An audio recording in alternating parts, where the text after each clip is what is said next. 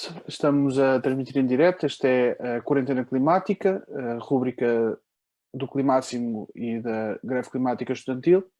Podem seguir-nos pelo Facebook, pelo Instagram, pelo Twitter, pelo YouTube e pelo Spotify, nos de vários formatos que existem da quarentena. Hoje vamos ter uma conversa com o professor Viriato Sormanho Marques, que é professor da Faculdade de Letras, é filósofo e é também alguém que esteve ligado às questões da ética e do ambiente, pelo menos nas últimas 3 décadas em Portugal, com bastante relevante, tanto na área do ativismo como depois na área académica. E o debate hoje é um pouco sobre o que é que se vai passar com o mundo depois das portas se abrirem, terminada a crise do coronavírus. Este não é o nosso primeiro encontro. O Viriato foi meu professor no doutoramento e foi alguém com quem eu tive discussões, até algumas delas, que já encaminhavam para aquilo que vamos discutir hoje, questões de modernidade, de risco e da intromissão permanente da espécie humana e do sistema económico que temos hoje dentro dos meios naturais e da substituição. E, portanto, começávamos assim um bocadinho bastante amplo e depois havemos de ir reduzindo em alguns temas, focando. Viriato, o que é que achas que vai acontecer quando se abrirem as portas? Assim, em geral. Uma pergunta pequenina, para começares. Para já, muito boa noite, João Camargo, boa noite a todos os que nos escutam, boa noite ou bom dia, não é? Porque esta conversa pode ter vários tempos e vários modos, com certeza. Bem, se calhar, talvez eu ia, digamos assim, alterar um bocadinho o alinhamento e perguntar antes de sairmos, talvez, como é que entramos? Como é que, no fundo, entramos aqui? E faço este exercício até pela tua gentil introdução. Na verdade, por motivos vários, tive que fazer uma pequena viagem ao meu próprio passado e descobri o primeiro artigo que eu publiquei sobre... o artigo chamava-se Ecologia e Luta de Classes. Foi um artigo que eu escrevi em 1976. Portanto, rigorosamente há 44 anos que estou envolvido nestas questões de ambiente e de ecologia.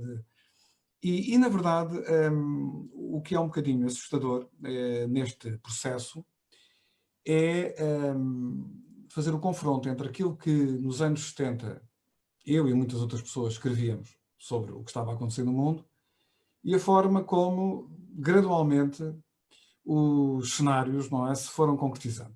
E realmente eu penso que nós chegamos a esta situação hoje, com o Covid-19, não como surpresa, não como calamidade natural, não como uma espécie de castigo divino, como de certa forma muitas pessoas estão interessadas em que isto apareça, não é? Um choque externo que nada tem a ver, digamos assim, com a forma como está organizada a sociedade, como está organizada a produção, como está organizada a economia, mas pelo contrário, é exatamente por estar organizada da forma que está que nós chegamos aqui. Isto é, eu penso que já falaram nisto, não é? Já houve outras conversas sobre esta temática. Sim, neste já espaço. estamos há quase um mês a transmitir 2 em 2 dias, pelo menos, a quarentena e outras rubricas. Exato, mas gostaria de sublinhar este aspecto. O que nós temos aqui é claramente um resultado de uma das componentes da crise ambiental global.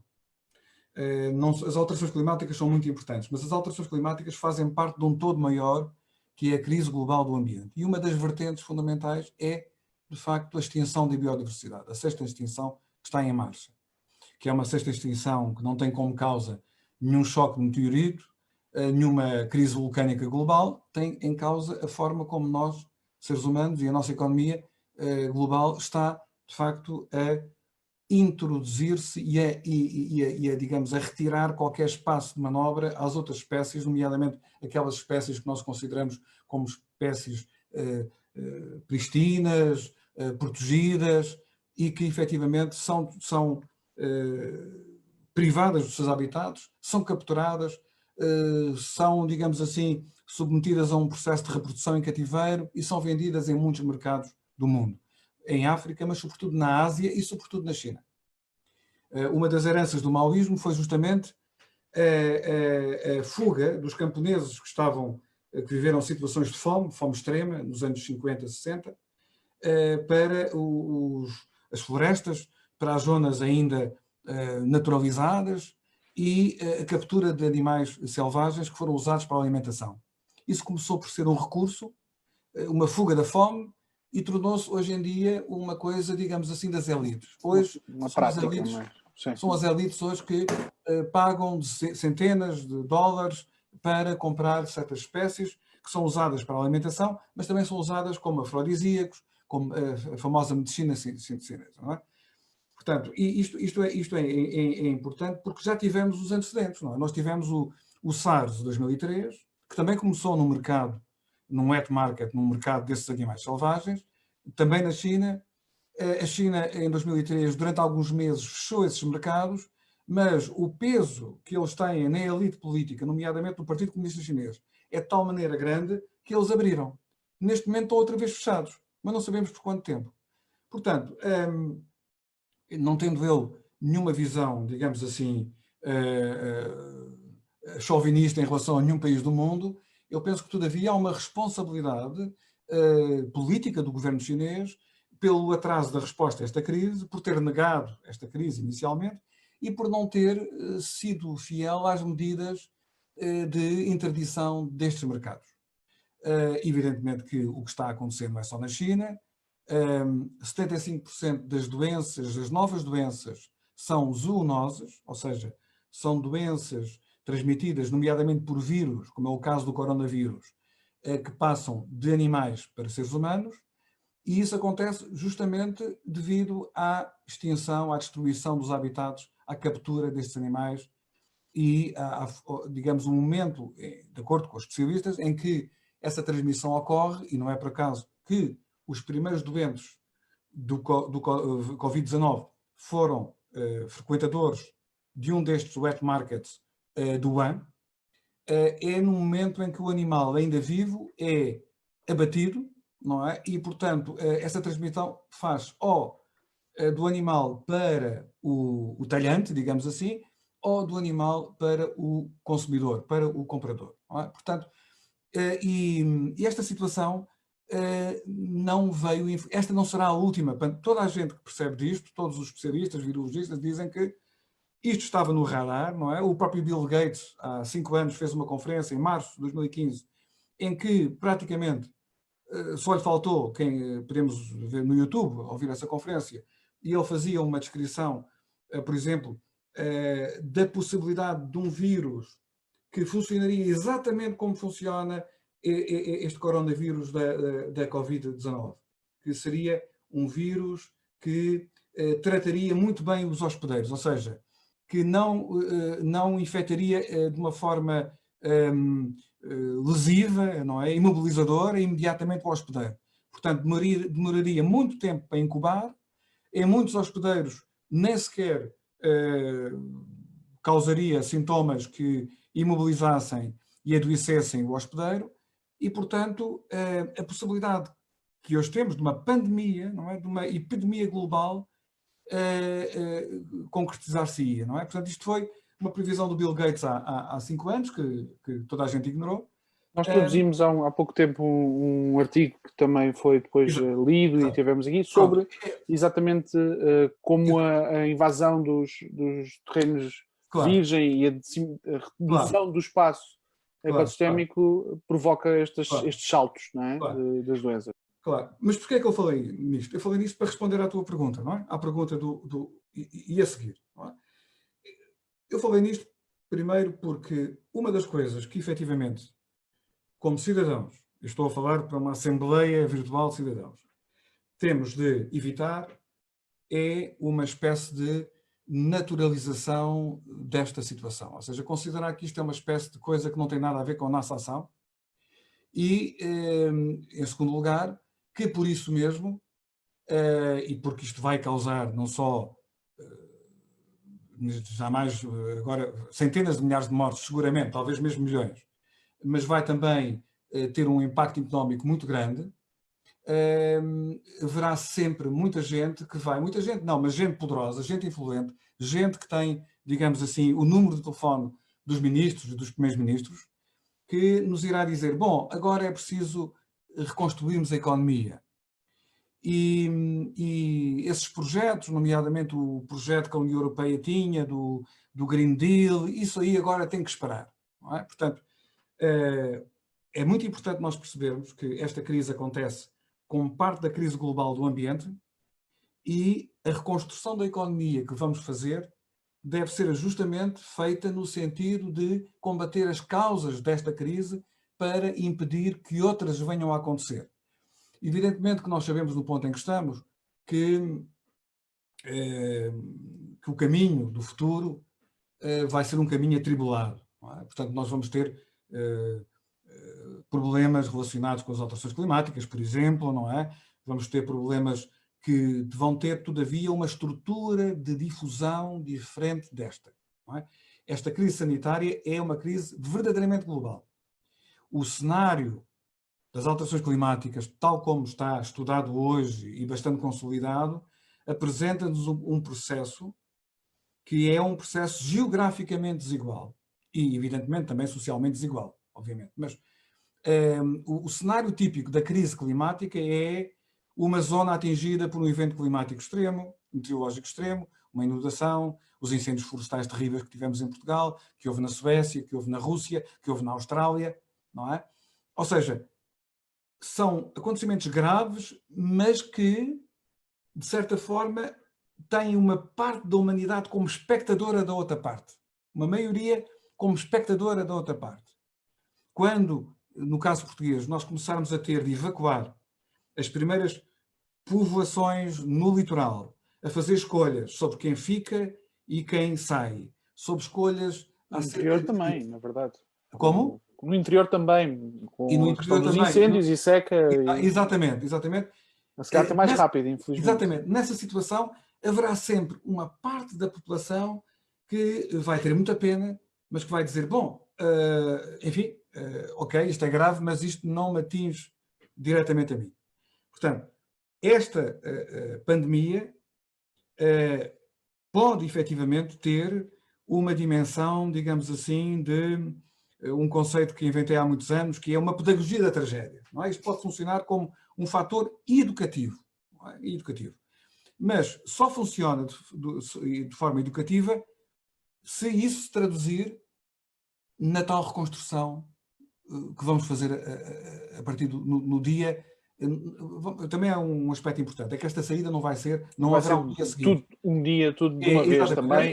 É um processo. Nem todos os países ao mesmo tempo, exato, com toda a certeza. Nem todas as pessoas ao mesmo tempo. Haverá sempre a possibilidade de um recuo tático, não é? E aliás, vamos ter agora um conjunto vamos aprender muito.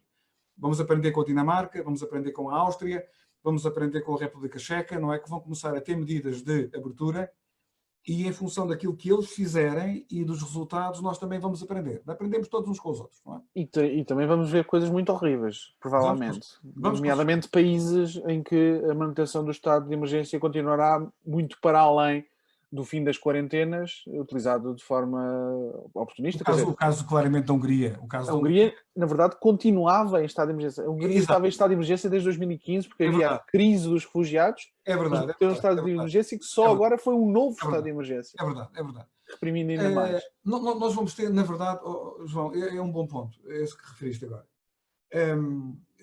Um aspecto, nós vamos ter duas grandes lutas. Vamos ter uma luta pela economia, mas vamos ter uma luta pelo Estado. São aspectos fundamentais. Uma das características que podemos desde já... um aspecto que eu queria, à partida, também referir, é que tudo aquilo que nós possamos dizer deve partir de um compromisso prévio, de uma declaração prévia de intenções. E que é o seguinte, que é colocarmos em cima da mesa a nossa ignorância face à complexidade das variáveis em cima da mesa. Ou seja, eu tenho escutado muitas pessoas nos meios de comunicação a falarem com demasiadas certezas. Eu posso falar com veemência, mas tenho a perfeita consciência epistemológica, digamos assim, de que a nossa capacidade de compreender a realidade é muito pequena comparada com a complexidade da realidade. Mas isto também não nos deve levar ao silêncio. Não é? E uma das coisas que me parece já óbvio, uma coisa que me parece óbvia, e a realidade penso que não me vai desmentir, é que a principal batalha pela economia do futuro vai ser travada também pela conquista do poder de Estado. O que é que eu quero dizer com isto? O João já falou no caso de países europeus, não é só a Hungria, a Polónia, por exemplo, também, onde nós já temos ditaduras que utilizam, enfim, que não aboliram a Constituição, mas puseram-na entre parênteses. Não é? Porquê é que isto vai acontecer? Isto vai acontecer porque o Estado vai ser o principal ator nos próximos anos. O neoliberalismo está, neste momento, em quarentena prolongadíssima. Um dos aspectos mais importantes aqui é o congelamento do mercado mundial, como foi desenhado pelo neoliberalismo. A desglobalização. E nós hoje surpreendemos-nos, não é? Portanto, como é que é possível que um país como os Estados Unidos tenha 95% dos seus antibióticos feitos na China? Não é? Como é que é possível que Portugal, ainda hoje, não tenha máscaras para dar à sua população? Não temos. Não temos. Isto foi desenhado durante décadas. Mas atenção. Ficar tudo pendurado. Atenção. Quem construiu esta divisão do trabalho que faz a China a fábrica do mundo não foi o Partido Comunista Chinês. Com certeza. Foi o capitalismo europeu e americano. Por cada dólar e euro que os chineses investem na Europa e nos Estados Unidos, nós temos 12 dólares e 12 euros na economia chinesa. Em 1980, houve um pacto mefistofélico, muito antes de acabar a União Soviética. Não é? Nós tivemos um pacto de Mefistófeles entre o Partido Comunista Chinês, que herdou 3 ou 4 mil anos de história imperial chinesa, e os alegres seguidores do Hayek e do Milton Friedman. E o pacto foi este. Nós mantemos no poder e vamos fazer as coisas de acordo com as vossas regras económicas. E vocês têm aqui centenas de milhões de trabalhadores chineses que estão prontos para vos dar a mais-valia. E evidentemente que este pacto não foi um pacto generoso. Foi um pacto de vantagens mútuas. Neste momento, evidentemente, que a China é, neste momento, a única potência, a única coisa parecida com um Estado hegemónico à escala mundial. Uhum. Os Estados Unidos, por exemplo, neste momento, do ponto de vista de saúde pública, são um Estado falhado. Não há uma expressão mais benévola. Um Estado que deixa os seus cidadãos morrerem à porta dos hospitais é um Estado que falhou. O que está a acontecer em Nova Iorque, o que está a acontecer em muitas cidades do interior, o que está a acontecer nos Estados do Sul, onde indivíduos que fazem competição para serem mais idiotas que o Trump estão a impedir medidas de combate e de quarentena e de confinamento, não é? Portanto, neste momento, nós vamos ter uma fila dos super ricos para tentarem o quê? Para tentarem que os contribuintes continuem a pagar as suas benesses e os seus prejuízos. Primeiros dos quais serão aqueles setores mais afetados nesta própria crise. Turismo não aguentará, imobiliário também não, mas a indústria petrolífera e da aviação, que estão totalmente ligadas com esse sistema global de mandar tudo para todos os lados, estão totalmente pendurados. E o Trump, por exemplo, que estamos com esses problemas todos dos ventiladores nos Estados Unidos, temos a Califórnia quase a dizer que vai ser um Estado-nação por si mesma, porque os ventiladores que são produzidos à escala federal não são enviados para todos, os democratas são privados desses, nomeadamente, e ele está a preparar-se para fazer um acordo com a OPEC+, isto é, com o México também, para pagar ao México para deixar de produzir petróleo. Exatamente. Portanto, enquanto não dá dinheiro para produzir ventiladores. Portanto, isto é um pináculo toda esta loucura. Nós talvez, nesta conversa, devemos reservar um bocadinho de tempo para falarmos dos Estados Unidos e da União Europeia. Okay. Porque são duas situações que eu penso que estão em grande risco. Geralmente, obviamente, que o principal risco aqui, o mais imediato e evidente, é a União Europeia, não é? Mais uma vez está numa hora da angústia e esta ainda mais profunda do que aquela que tivemos há 10 anos atrás. Mas os Estados Unidos também estão a cavar fissuras muito profundas. os Estados Unidos são uma nação federal, é um contratualismo entre Estados, muito diferentes uns dos outros, continuam a ser muito diferentes uns dos outros, e sempre que o governo federal falha e se torna, digamos assim, incapaz de ter uma visão de conjunto, os riscos de secessão, de separação, são imensos. E, portanto, a hipótese de uma separação de alguns dos Estados, nomeadamente o mais poderoso, que é a Califórnia, não está em cima, não está fora do quadro de possibilidades. Não é? Portanto, isso é, de facto, uma situação bastante importante. No nosso caso, nós temos um sistema de democracia representativa, temos um parlamento com bastante diversidade partidária, mas a vigilância sobre o governo não pode baixar os braços. Porquê? Porque já sabemos quais são os clientes que estão com a mão estendida, não é?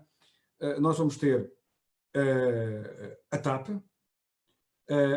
que neste momento tem o desplante, através dos acionistas privados, de dizer que quer apoios do Estado, mas que não quer que o aumento, esse apoio, se traduza num aumento de capital, porque isso seria um retrocesso. Bom, seria um retrocesso para ele, evidentemente, não é? Eu penso que o que é correto neste momento é usar os mecanismos de mercado, não é? Ou seja, são companhias, a TAP vai ter uma depreciação absolutamente brutal, a ANA vai ter uma depreciação brutal e recuperar inteiramente para o setor público, para o Estado, essas duas grandes empresas estratégicas. E depois redimensioná-las, provavelmente. Aí devemos deixar funcionar o mercado, deixar que os preços vão abaixo e, numa altura ideal, o Estado adquire legalmente no mercado as ações e, portanto, retomamos o domínio que nunca devia ter sido perdido, não é? sobre esses setores fundamentais. Vamos ter também um problema muito grande. É o setor automóvel. A Alemanha já dedicou quase entre 700 a 800 mil milhões de euros do seu pacote económico, portanto estamos a falar de uma brutalidade, não é? do seu produto interno bruto, mais do que os 500 mil milhões não de apoios, mas de dívida, não é? Que vai ser rateada na Europa. Mas haverá certamente uma grande pressão sobre a Auto Europa.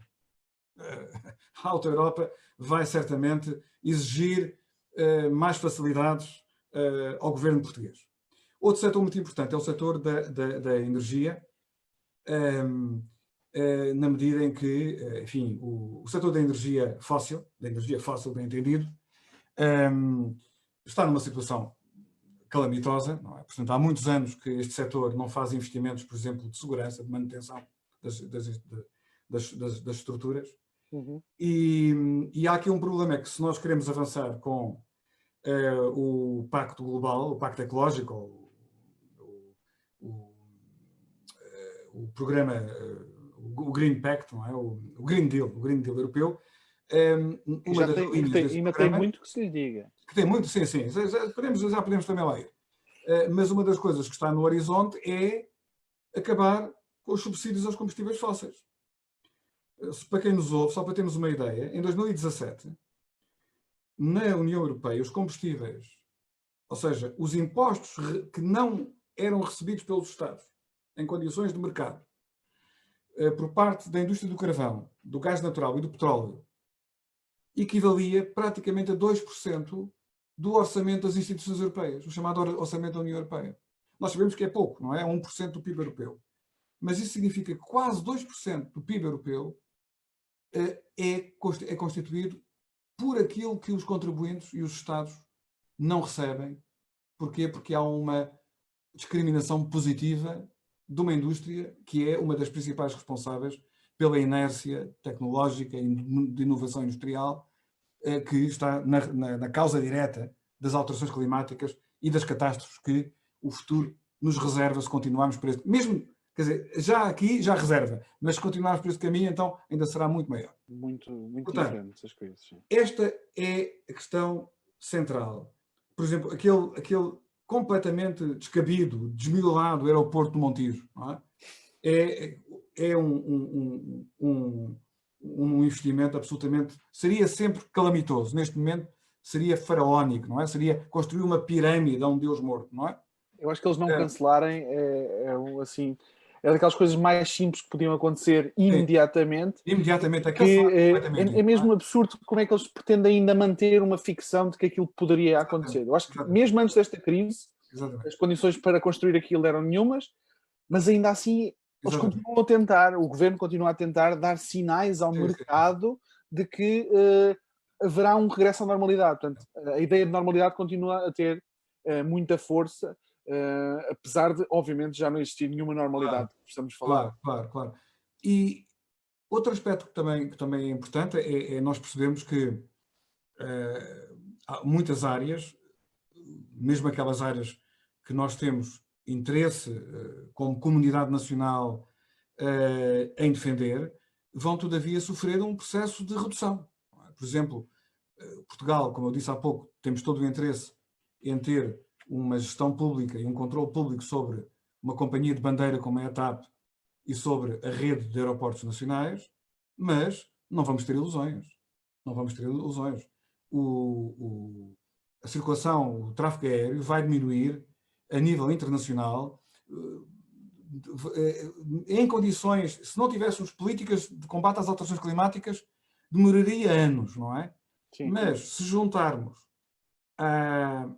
ao tempo e ao cuidado e ao comportamento de prudência que os consumidores e os viajantes vão ter em relação ao transporte aéreo, as medidas que a política pública deve ter também no sentido de reduzir essa componente dos transportes, ou seja, as viagens aéreas serem de facto reduzidas, o número absolutamente brutal de milhões e milhões de passageiros por dia, essa é uma situação que, por todos os motivos, vai certamente, não vai ser possível replicar, e eu diria, ainda bem, porque é um dos fatores mais dinâmicos no crescimento das emissões de gases de efeito estufa. Portanto, outra coisa também importante, nós temos que ter também a noção de que houve muitos investimentos que foram feitos para aproveitar o boom turístico que Portugal teve, e vai ser muito difícil pensar que toda essa capacidade instalada vai sobreviver. Não é? Portanto, aí também vai haver uma redução. Não é? Agora, quais são os princípios, digamos assim, que devem ser usados aqui para fazer as escolhas, não é? Talvez uma coisa antes da outra. Como é que deveria ser feito esse apoio? Não é? E depois, a quem é que esse apoio deveria ser, digamos assim, critérios de seleção é que deviam ser escolhidos? Há um aspecto que me parece importante aqui. Muitas entidades dos setores económicos, CIP, a CAP, o setor do comércio, depois associações de ainda mais micro, não é? Têm dito, e eu concordo absolutamente também, os sindicatos também têm falado sobre isso, que seria muito importante um apoio às pessoas, um apoio monetário direto às pessoas. Aquilo que está pensado é o financiamento, no fundo digamos assim, abrir torneiras através dos bancos, não é? Para financiamento em condições favoráveis, mas que para todos os efeitos são dívida. E os empresários dizem, os pequenos empresários, os microempresários, os médios empresários dizem, mas quer dizer, nós temos aqui dificuldades gigantescas de tesouraria, não é? Porque temos os trabalhadores em casa, no layoff, mas a verdade é que há despesas permanentes das empresas, não é? Portanto, os alugueres, os fornecedores, os seguros, tudo isso são despesas permanentes. Portanto, o que vai acontecer aqui é que, com o durar desta situação de quarentena, mesmo que mitigada, haverá uma situação de falta de liquidez que se transforma em insolvência e falência. E vamos ter aí um processo de distribuição económica. Não é? E com o aumento do desemprego. E eu acho que não há muito que se possa fazer no curto prazo em termos de enfiar dinheiro diretamente nas empresas, porque os próximos meses o dinheiro que for introduzido na economia a papo seco, que será provavelmente a maior parte, é capital que vai ser destruído, porque não há nenhuma possibilidade de iniciar uma recuperação económica antes de novembro, dezembro, porque toda a gente vai estar, obviamente, especialmente os investidores privados, os que ainda sobrevivam, que vão investir antes de se materializar ou não um segundo pico em setembro. Permite-me discordar. Ok. É investimento. É investimento porquê? Porque é exatamente a diferença entre uma situação de uma crise de liquidez e uma crise de solvência, não é? Que é uma crise existencial. Quando uma empresa tem falta de liquidez, significa que, através do crédito, através de novos acionistas, através de uma injeção de capital, consegue flutuar e consegue sobreviver. Agora, o que está a acontecer aqui é que essa liquidez que é necessária é uma liquidez para evitar a destruição das empresas, para evitar, no fundo, a destruição de capital, não é? Que já está constituído e que se desmorona e que depois será muito mais difícil, não é? Sobretudo estamos a falar, imaginemos setores que são estratégicos para o futuro, tem a ver com a segunda parte da minha resposta, não é? O apoio a esses setores vai ser absolutamente fundamental. Em relação à questão das alternativas, existem alternativas, não é? Portanto, não estou a dizer que vão ser possíveis, mas existem alternativas. E sublinho um aspecto aqui importante, e aqui podemos pegar um bocadinho nos Estados Unidos, a diferença entre os Estados Unidos e a União Europeia. E, aliás, também isto que eu vou dizer agora, tem sido ventilado, é um termo que agora está muito na moda, não é? Por razões trágicas, mas é verdade, por muitos economistas, até de setores de teoria económica paradoxalmente diferentes daqueles em que pessoalmente eu, ou provavelmente tu também, João, nos situamos, e que consiste justamente na ideia de que o Banco Central, neste caso o Banco Central Europeu, poderia replicar aquilo que a Reserva Federal Americana ou o Banco de Inglaterra fazem, ou o Banco do Japão fazem. Imprimir dinheiro. E que é o seguinte, que é o financiamento monetário da economia a sério. Sem dívida. Nós também temos financiamento monetário da economia na Europa, só que é um financiamento monetário que está capturado pelo sistema bancário. Isto é um aspecto que eu acho que isto não é muito complicado de explicar a quem nos ouve, não é? É que as regras do BCE, as regras da União Monetária, no que toca, no fundo, ao sistema bancário, que são das mais absurdas do ponto de vista de teoria comparativa de uniões monetárias, na Europa têm uma característica extraordinária, que é o seguinte, é que o Banco Central Europeu está proibido de emprestar diretamente aos Estados. Ou seja, noutra linguagem, o Banco Central Europeu, quando, por exemplo, quer adquirir dívida pública portuguesa para apoiar o Estado português, não pode comprar as emissões, os títulos de dívida, no mercado primário. Tem de ir ao mercado secundário. Ou seja, tem de comprar estes títulos de dívida quem já a tem. E quem é quem tem? Os bancos. Não é? Ou seja, uma notazinha importante. No modelo atual que nós temos na Europa de reconstrução, os bancos vão ter os seus melhores dias. Sempre. Os seus melhores dias de sempre. Não é? Porquê? Porque, no fundo, eles vão emprestar, tendo uma garantia pública, uma garantia do Estado. E vão ter a sua margem de 2, 2,5, 3% de spread. Não é? Portanto, ora bem, isto não acontece. Isto não acontece no Banco de Inglaterra, isto não acontece na Reserva Federal. Na Reserva Federal até está a acontecer uma coisa bastante mais extrema, que é, eles não só estão a emprestar diretamente às empresas, como ainda... E não só isso. Uma coisa que já é o ultrapassar por cima, que é, eles estão a começar a assegurar ativos tóxicos. Isto é, a Reserva Federal, portanto, isto já é Trump, já é mas isso garantir mesmo as negociatas, isto é, não há privado, o Estado vai garantir os negócios todos deles. Mas isso são os super ricos a tomarem conta do negócio, não é? Portanto, claro. Isto é um aspecto extremamente importante. A grande diferença, de facto, da União Europeia, e por isso é que a União Europeia provavelmente terá muito, enfim, terá muito menos possibilidades de sobreviver nesta crise se continuarmos por este caminho do que os Estados Unidos, que vão sobreviver certamente, mesmo com dificuldades, é que o Trump e o neoliberalismo chegaram depois do federalismo. Não é? O federalismo já lá estava há muito tempo. Não é? Já lá estava há muito tempo. Ou seja, o Banco Central funciona justamente como o grande equilibrador da economia, como o grande backstop, não é? Como o Banco Central Europeu tem duas funções principais. Combater a inflação, mas assegurar o equilíbrio macroeconómico, nomeadamente procurar, a expressão é esta, o full employment, o pleno emprego. Nós, na União Europeia, o Banco Central Europeu, a única função que tem é combater a inflação. Exato. É a única. Claro que isso mudou com o Mário Draghi. Não mudou nos estatutos, mudou na prática. Sim. E a atual presidente... Easing, sim. E a atual presidente também, enfim, com algumas hesitações, penso que vai nesse caminho. Mas o financiamento direto,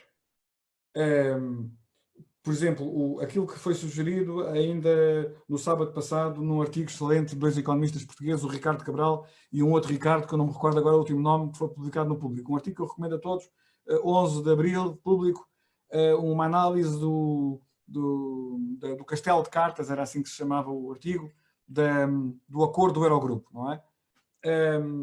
No fundo, uma das coisas que poderia ser feita justamente seria o quê? Seria o BCE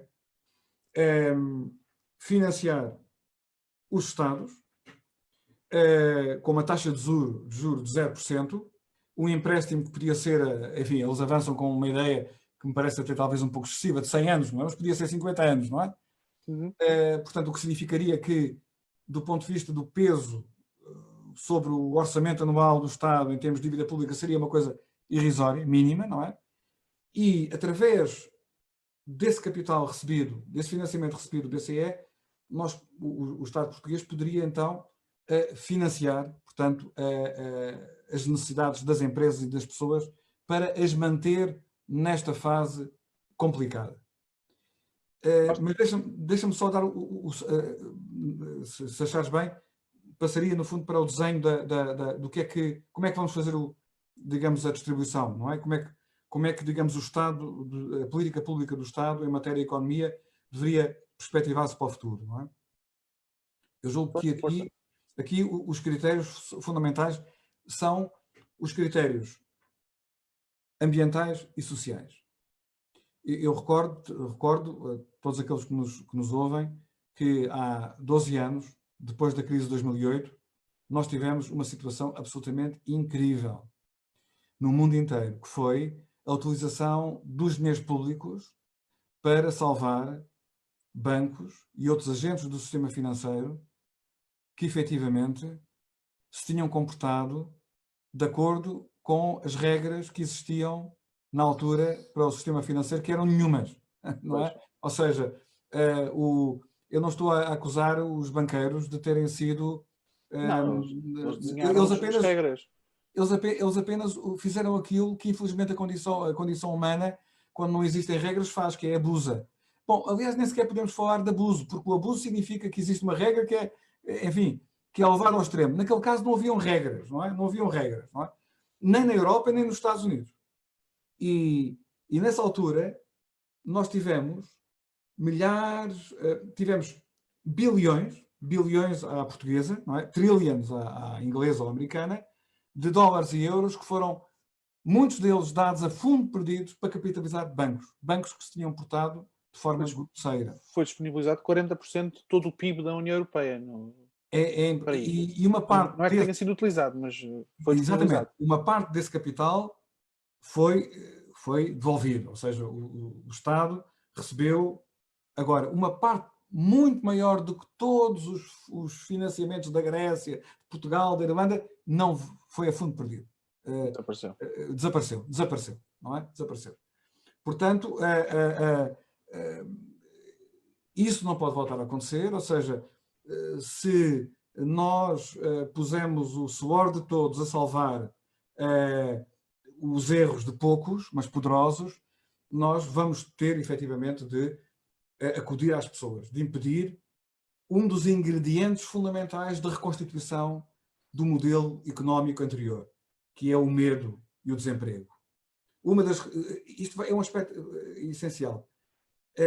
Aquelas pessoas que querem reconstruir os setores económicos responsáveis pela crise ambiental e climática não estão nada preocupadas com a dimensão social. Porquê? Porque a dimensão social, o termos as pessoas desempregadas, prontas a fazer qualquer coisa para alimentarem a sua família, sempre faz parte das receitas típicas do capitalismo extremo. Sempre fez. Desde o século XVIII até hoje, sempre fez. Basta seguir os debates da segunda metade do século XVIII na Inglaterra, sobre a questão dos salários, sobre o fim do apoio aos pobres, por exemplo, para saber do que é que estamos a falar. Portanto, esse é um aspecto fundamental. Ou seja, apoiar todo o tecido económico que gera emprego. E em Portugal é muito simples, são as micro, pequenas e médias empresas. São aquelas empresas que asseguram o quê? Que asseguram os abastecimentos, as mercearias. São as pequenas empresas agrícolas que garantem os abastecimentos de mercados locais. Pelo contrário, vamos criar incentivos para que, por exemplo, as grandes superfícies sejam capazes, ou sejam convencidas, digamos assim, e elas vão ser convencidas até porque a rede internacional está fortemente prejudicada, ou seja, nós não temos nenhuma quebra de abastecimento ainda, mas atenção, porque a quarentena significa que o débito das mercadorias chega muito mais tarde. Portanto, os transportes...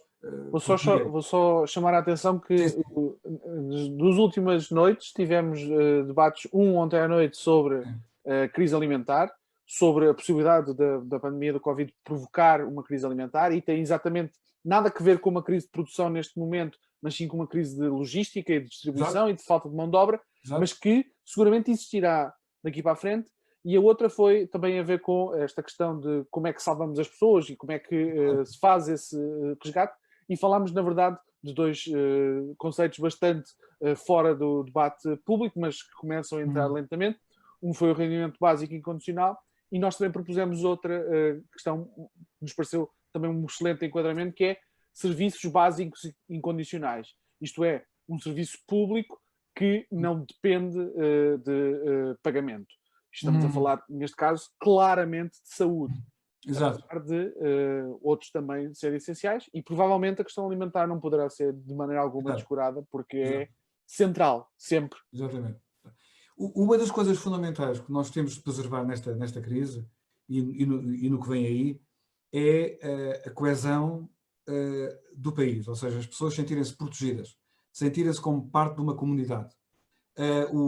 Temos de reconhecer que o governo português agiu corretamente, o Presidente da República agiram corretamente quando, olhando para a experiência internacional, avançaram com o estado de emergência na altura em que isso aconteceu. Em que não embarcaram naquelas aventuras perigosas de esperar pela imunidade de grupo. Esses cálculos de biopolítica neoliberal. É biopolítica neoliberal. A terceira idade, no fundo, é irrelevante. O que interessa é que os jovens em idade produtiva, esses aí, resistem e, portanto, podemos, entre a terceira idade e a economia, nós preferimos a economia, não é? Portanto, isso foi claramente...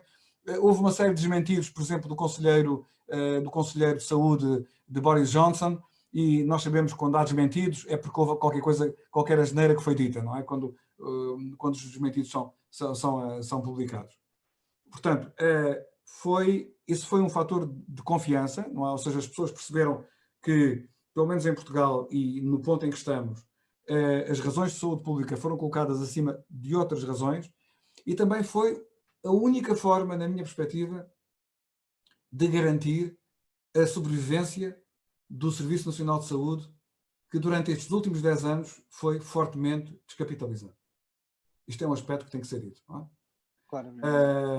Descapitalizado em meios humanos, em meios materiais, em financiamento, em amor próprio, em imagem pública.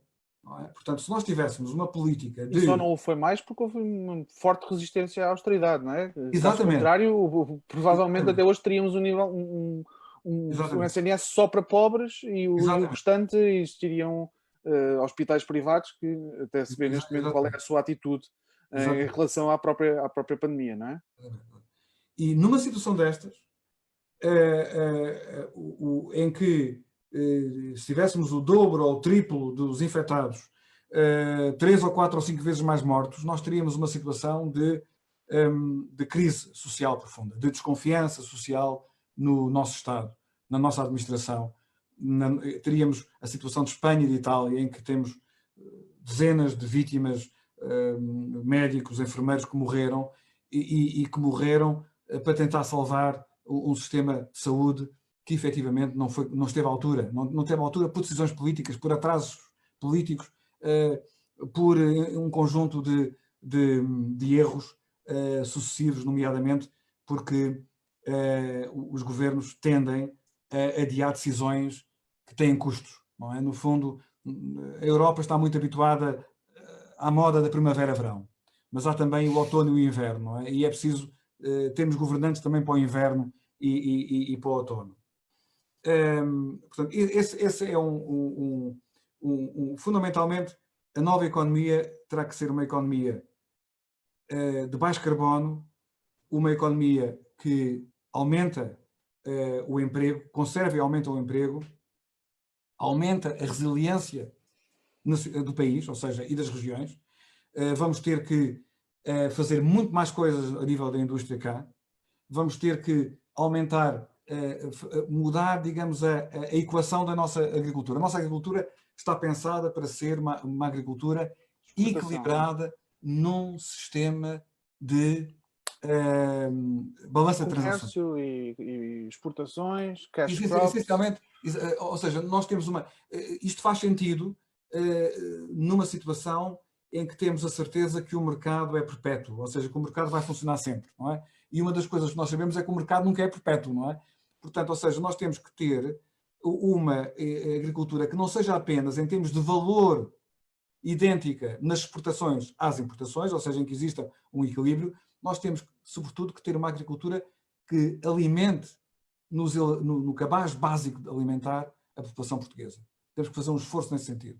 O que significa nós falamos bastante sobre isso ontem à noite, nomeadamente sobre os cereais, também somos deficitários em arroz, em batata, e como esta crise que existirá agora, alimentar, seja mais ou menos grave, é uma crise em que está tudo a correr bem.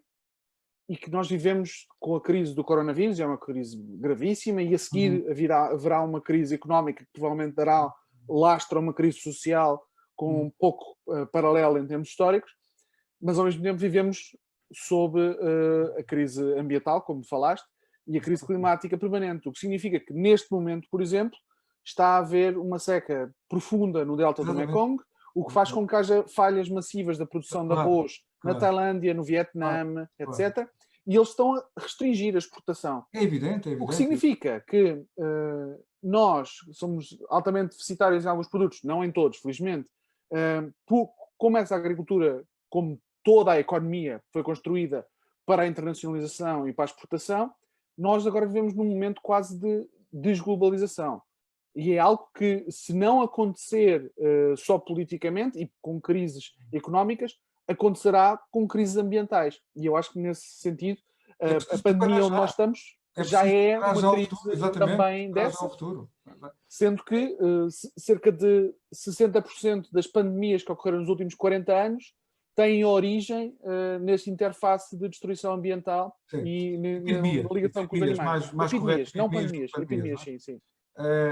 E isso também, no fundo, enfim, não podemos, a nossa conversa é uma conversa fluida, os assuntos estão todos ligados, e eu diria o seguinte: nós temos na nossa história períodos onde tivemos justamente a quebra do acesso aos mercados internacionais. A campanha do trigo, no início do Estado Novo, no tempo ainda em que Salazar era Ministro das Finanças e depois foi, antes de ser Presidente do Conselho, foi uma crise que tem diretamente a ver com a grande depressão de 29 e com a ruptura do comércio internacional. Nós começámos, na altura, a exploração de cereais em zonas impróprias, porque não tínhamos onde comprar. Não é? Portanto, eu penso que nós temos que ter vamos lá ver, temos que ter uma política que procure o melhor, mas esteja preparada para o pior. Claro. Isto é um aspecto que me parece... Sendo que é difícil advogar uma política de total autossuficiência alimentar. Não. Claramente. Ou quase tudo. Mas... Não, isso não é possível nem desejável. Pois, exatamente. E isso prende-se muito com a União Europeia. Não é? Enfim, eu penso que não é impossível que a União Europeia seja capaz de dar um salto em frente. Eu acho que é possível. Neste momento não estou a ver, digamos assim, que exista força anímica nem liderança política no país que poderia, digamos assim, que é o principal responsável pela situação europeia, que é a Alemanha, que é o país que deveria liderar e que tem bloqueado sempre. Merkel também está de saída, isto é tudo em contraciclo e... Curiosamente,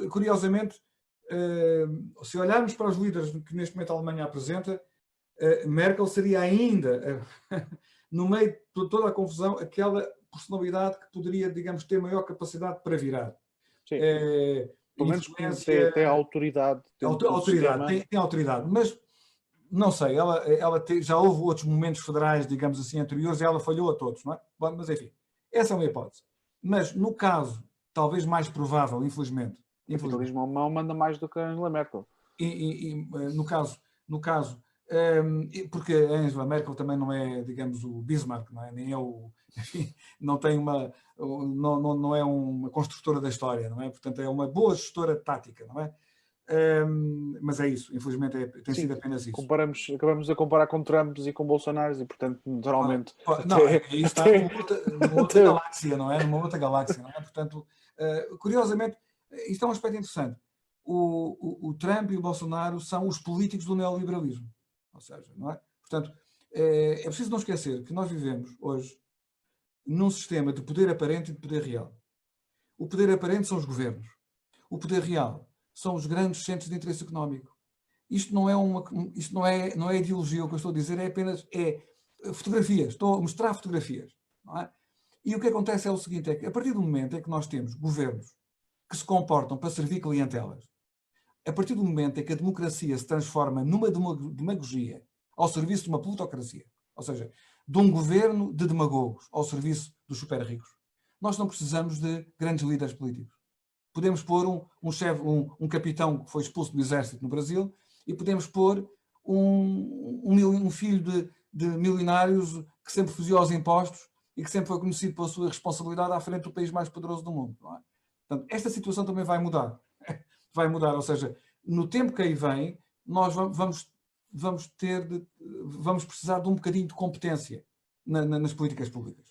E os governos que tiverem, os países que tiverem governos mais competentes, são países que têm mais hipóteses de sobreviver, ou seja, mais hipóteses de ter menos danos, menos sofrimento. Eu acho que eles neste momento estão um pouco encolhidos, não todos, obviamente, a Holanda não se encolheu, mas que assim que a coisa começar a melhorar um bocadinho, eles vão pôr todas as garras de fora. Eu não creio que isto tenha que ver com competência. Eu acho que tem mesmo que ver com...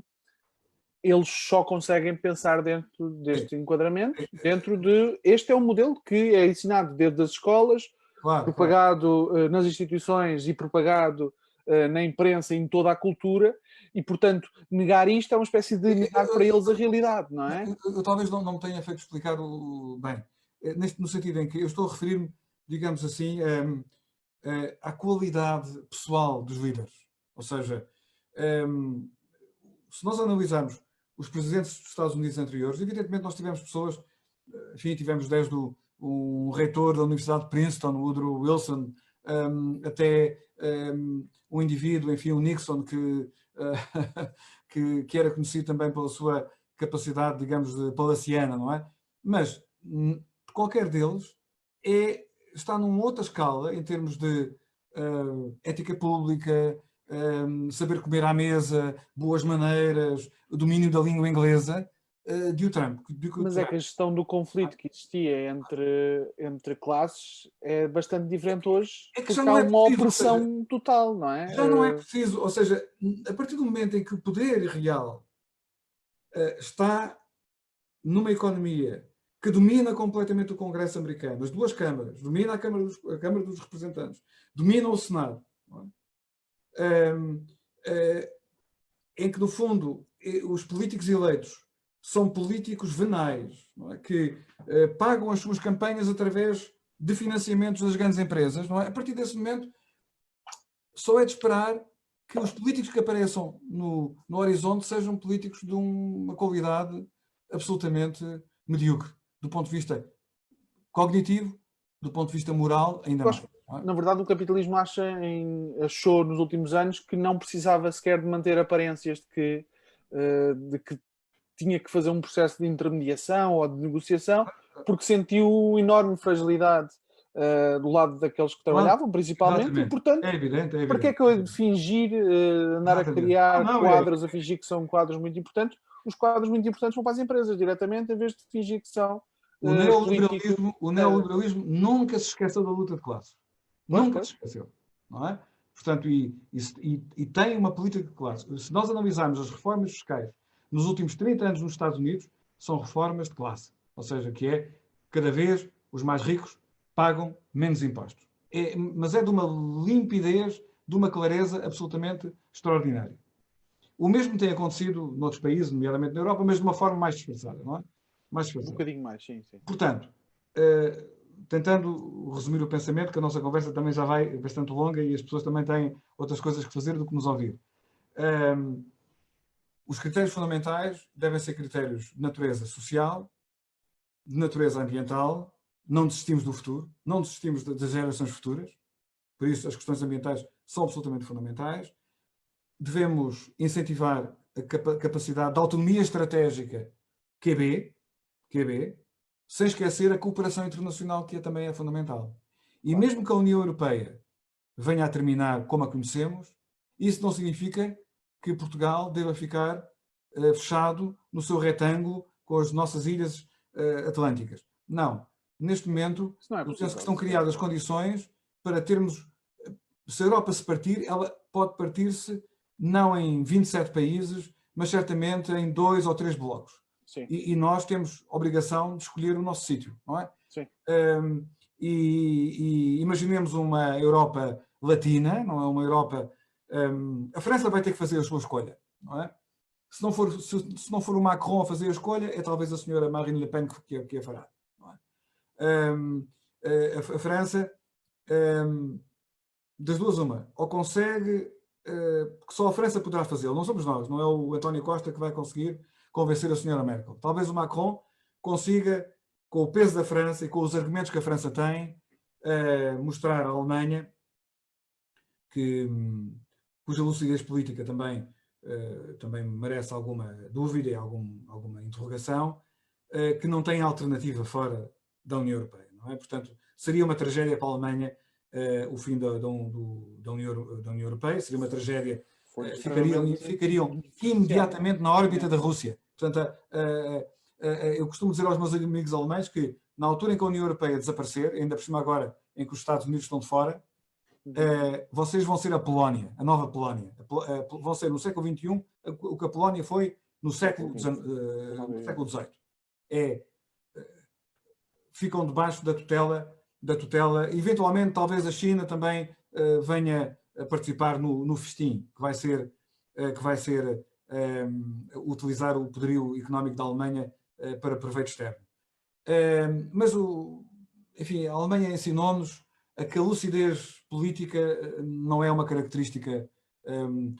A Alemanha, por 3 vezes, colocou, por 2 vezes levou a Europa e o mundo ao colapso, e neste momento estamos numa situação em que pode levar outra vez a Europa ao colapso. Mas mesmo que a Europa entre em colapso, nós vamos com certeza criar a nossa jangada de pedra com vários países, certamente com a Espanha, certamente com a Itália, certamente também com a Grécia. A Grécia terá todo o interesse em ficar nesta área, não noutra.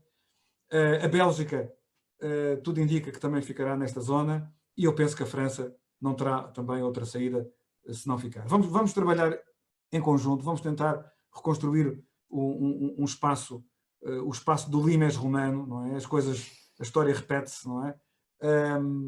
E vamos trabalhar em conjunto. Vamos trabalhar em conjunto. Claro que não é isto não é o que eu desejo, João. Não é o que eu desejo.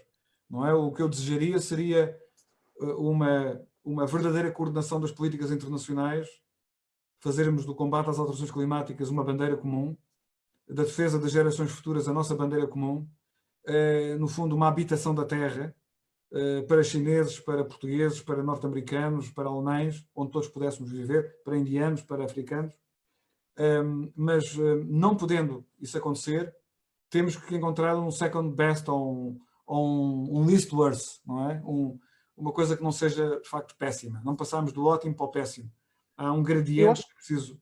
Eu acho que este momento é, por um lado, perigosíssimo, por outro lado, a história a fazer. Pessoas que estão vivas hoje, se participarem, quer dizer, nunca houve uma garantia tão grande da probabilidade de conseguir influenciar verdadeiramente as coisas. E quando nós falamos no que é, vai haver muita conversa sobre reativar a economia, reconstruir a economia. Se nós voltarmos à normalidade, quer dizer, é a mesma coisa que eu li esta parábola hoje, que é o Noé está com todos os animais e com a família na arca de Noé, e eles decidem, no momento em que por acaso parou um bocadinho de chover, desfazer a arca e fazer uma jangada porque pode ficar um bocadinho melhor. É uma boa imagem. E na verdade, o que nós precisamos é de construir uma coisa totalmente nova quando esta tormenta baixar. Exatamente. E ela vai baixar, inevitavelmente. Claro que sim, claro que sim. E essa coisa nova tem muito que ver com os setores que foram ativados agora. Eu acho que isso pode ser muito valorizado. Sim, a economia do cuidado, das pessoas.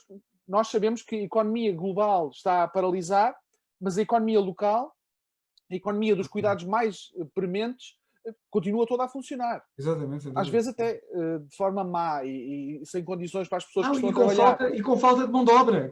Nós precisamos, se há uma crise previsível, muitíssimo previsível de desemprego, a verdade é que nós temos de fazer, há muito trabalho que é preciso ser feito e que não está a ser feito. Estamos a falar, nomeadamente, de energia, de transportes, mesmo de comércio, criar novas linhas de comércio muito mais curto, mais resiliente, que aguenta, com muito mais proximidade. Se calhar não temos comércio, temos bom comércio com Espanha, mas uma rede aqui bastante mais próxima. Quando falamos do comércio alimentar, obviamente é disso que estamos a falar. Ficar dependente a União Europeia é o maior exportador mundial de alimentos, mas é o segundo maior importador também. É verdade. E se calhar muitas das coisas que são importadas não faz grande sentido importar, excepto naquela lógica de comércio. Da especialização de economia de escala. Há uma desglobalização a acontecer neste momento. Ou então há um plano para nós não sermos vítimas totais, nós, quando digo nós, estou a falar da humanidade, vítimas dessa desglobalização totalmente aleatória e conduzida pelo capitalismo financeiro, ou isto vai correr muito mal. E, ao mesmo tempo, isto apresenta-nos duas oportunidades, que é, ou nós vamos aceitar que os planos todos nos sejam dados, e algumas coisas até eu tinha medo que isso acontecesse mais, mas continuam a acontecer. Por exemplo, neste momento em que há um estado de emergência, continua o governo a manter processos de licenciamento ambiental, por exemplo, coisas totalmente absurdas e até muito polémicas, como as minas, etc. E isso é grave. Por outro lado, esta contradição máxima, que é o momento em que nós vivemos, significa que no momento em que nós pudermos sair à rua, se nós estivermos mesmo a pensar, e é também por isso que nós estamos a fazer estes programas, nós queremos pensar, nós enquanto organizações, mas também as pessoas que estão a falar connosco pelas redes sociais, e é o principal meio de contacto que existe, de socialização que existe nestes dias, nós precisamos de saber o que é que queremos no dia em que saímos à rua. Porque senão vai-nos precisar de ser apresentado um pratinho já todo feito. Exatamente. E é uma sanduíche, e lá no meio, provavelmente, é exatamente a mesma coisa que nos deram até agora, e vão dizer, não se preocupem que desta vez não vai correr mal. Exatamente. Como se não pudéssemos aprender com a história, porque eles também privilegiam bastante a separação de conhecimentos, o esquecimento rápido, porque eles querem que a figura mais realista, por exemplo, do filme do Tubarão, não sei se lembram, seja aquele presidente da Câmara que, pronto, desapareceu umas pessoas, foram comidas, ele diz, não, isto é preciso voltar rápido para a praia. Apanhámos ali um atum e aquilo é o atum. E eles vão dizer isso também sobre, mesmo que eles decidam sacrificar o neoliberalismo. E pelas posições da Europa Central, não sei se pretendem sacrificar assim tão rápido ou se querem mesmo puxá-lo até à extensão máxima. Mas eles vão nos dizer sempre que isto foi só estes atuns, o problema não é o grande tubarão que é o capitalismo. Nós vivemos, historicamente, naquilo que, se calhar, há 60 ou há 50 anos atrás era designado como um momento pré-revolucionário. E isso precisa de pessoas a pensar que ou fazemos agora ou provavelmente não temos grandes opções de voltar a fazer, porque a crise climática não terá nenhuma complacência para nós. Não terá nenhuma margem negocial connosco, e nós muito menos ainda, não é? No fundo, vivemos, se quisermos usar uma outra designação, uma espécie de momento de encruzilhada histórica, em que há decisões de caminhos a tomar, caminhos para estradas com destinos incertos e caminhos para destinos que já conhecemos, mas não queremos ir por aí, não é? Portanto, porque mesmo o regresso a esses caminhos conhecidos vai ser um regresso penoso e difícil. E digamos, é como se a matéria, as características da matéria da história se tornasse subitamente mais flexível. O estado sólido se tornasse uma espécie de magma, não é? Portanto, e é aí que a vontade das pessoas, a ação coletiva pode ganhar margem de transformação.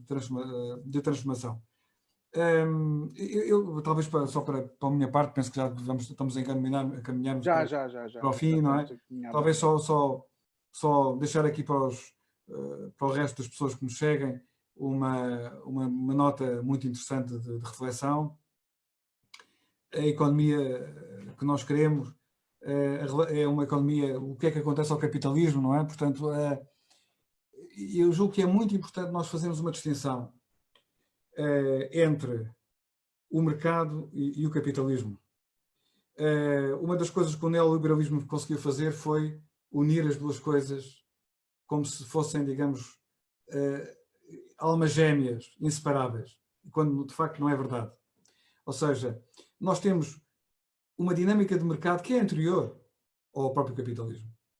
E temos formas de capitalismo que não são como esta do neoliberalismo maduro em que vivemos. A chave fundamental do capitalismo neoliberal é o controle do sistema financeiro. Ou seja, nós temos hoje uma situação que é, até do ponto de vista ético, já não digo político, absolutamente revoltante, que é uma economia mundial em que quem faz o dinheiro não são os bancos centrais. Não é o Estado, que é o garante do valor do dinheiro. Reparem que o que é que garante o valor do dinheiro? É a existência de uma ordem pública, de uma lei e de uma ordem. Quem é que faz a garantia disso? São os Estados, são as leis, são os governos que representam povos. E esses governos otorgaram a capacidade de criação monetária ao capitalismo privado, à iniciativa privada, através dos fundos de investimento, através dos bancos, etc., que efetivamente, antes da crise, em cada 100% de massa monetária criada, 95% era criada por essas empresas privadas, através do quê? Através das suas operações de dívida. No fundo, basicamente, o que é o dinheiro? O dinheiro é dívida. É dívida, no fundo, é comprar o futuro das pessoas. Não é? Portanto, uma das coisas que efetivamente nós temos de transformar, até para permitir que o mercado funcione, ou seja, para permitir que as empresas tenham financiamento, para permitir que os comerciantes tenham capacidade de criar as suas iniciativas, que os agricultores possam ter o seu trabalho, que as pequenas novas empresas de tecnologia possam ter financiamento, para que as universidades tenham financiamento, é justamente a de transferir maciçamente para o setor público, a nível federal, no caso da União Europeia, dos Estados Unidos, aí já está, só que aí nos Estados Unidos nós temos temos a utilização da Reserva Federal por parte do capital privado, não é? Portanto, temos no fundo a utilização destes recursos para os super ricos norte-americanos, mas no caso europeu, nós estamos muito longe dessa situação e os Estados todos continuam dependentes do mercado financeiro privado. Portugal ou a Alemanha têm uma coisa em comum, é que dependem dos credores privados. E por isso é que é tão importante a taxa de juro de mercado que a dívida de um país ou do outro tenha, não é? Claro. Portanto, essa situação, eu acho que não podemos pensar que esse vai ser a grande batalha. Acho que podíamos continuar a falar muito, mas eu acho que eventualmente vai haver um jubileu de dívida, não sei se à escala global, mas seguramente para alguns países, porque senão vai haver, vai haver o colapso de regiões inteiras. Claro. E aliás, nós aprendemos com a própria crise anterior, não é? Enfim, sobre a crise anterior também deveria muita coisa a dizer. O grande argumento, por exemplo, na Europa, que foi usado para impedir o financiamento monetário da economia, o tal helicopter money, não é? O financiamento direto às empresas e às pessoas, o grande argumento que foi utilizado, já sabemos qual é, a inflação.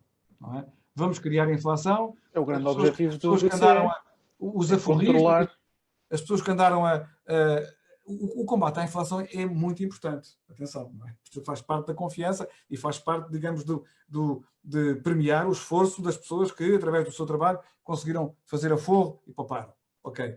Mas o problema da inflação só existe em situações em que a oferta e a procura se encontrem de uma forma completamente, digamos, assimétrica. E neste momento o que nós temos, na crise do Covid-19, nós temos uma crise que é da produção e uma crise também da procura. Portanto, a hipótese do financiamento monetário da economia causar inflação é mínima ou nula, não é? Numa situação, mesmo no combate anterior, não é? Na situação da austeridade, o BCE foi muito criticado, o Jens Weidmann, do Banco Central Alemão, dizia que ia causar inflação e não causou. Nós nunca ultrapassámos, nestes anos todos, apesar da mudança de atitude do BCE, nós nunca ultrapassámos o limite de 2% portanto, que efetivamente de inflação, não é? 2%. 3 é o objetivo máximo. Não, eles baixaram. 3 é o máximo, 2%, não é? Para a inflação. Tivemos sempre abaixo é verdade, isso foi inicialmente, mas depois em 99 houve uma decisão do Conselho, do BCE, de baixar para 2%. Isso nunca foi atingido, não é? E agora, nesta situação, é completamente ridículo. Para falar sobre isso neste momento, quando faltam provimentos básicos e serviços básicos. Exatamente. Hoje em dia, como eu digo, nós temos que impedir que a nossa sociedade entre em insolvência, não é? Portanto, é que não é só as empresas, é a nossa sociedade, não é? Meu caro, encerra, resisto? Vamos então. Agora estou a ouvir-te a dobrar. Foi aqui um problema. Então, falámos bastante sobre várias coisas diferentes e várias vertentes diferentes desta crise. Ainda haverá muito mais para falar, se calhar até podemos um dia voltar a falar, mais para a frente.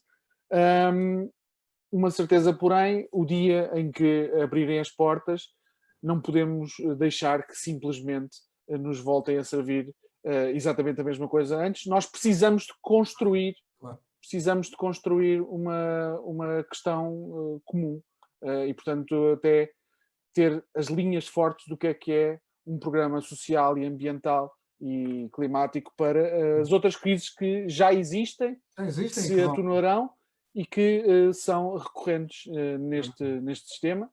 E, portanto, o dia em que saímos, em que se abrirem as portas, temos que começar a preparar-nos para construir um mundo novo, porque já é um mundo novo. A questão é se nós conseguimos também cunhá-lo para não ser um mundo novo em que eles repetem exatamente tudo o que fizeram antes. Sobretudo um bocadinho como o nosso José Régio, não é? Quer dizer, a grande coligação de forças que temos de encontrar deve ser baseado não apenas naquilo que queremos, mas temos de ter a humildade de compreender que muitas vezes na vida o mais importante é saber aquilo que não queremos. E, portanto, nós temos claramente que dizer que por aí não vamos. Ok. Muito obrigado. Até Até breve. breve. Obrigado.